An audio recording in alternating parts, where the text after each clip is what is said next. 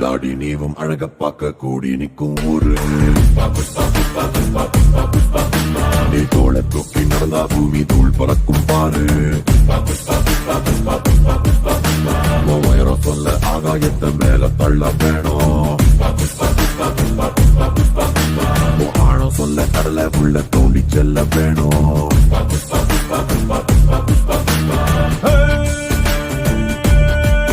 ஒரு சிட்ட குருவி போல இருந்தா கொட்டு மழையில் நீ தனியா ரெக்க நடந்தி நிக்க வேண்டி வரும்.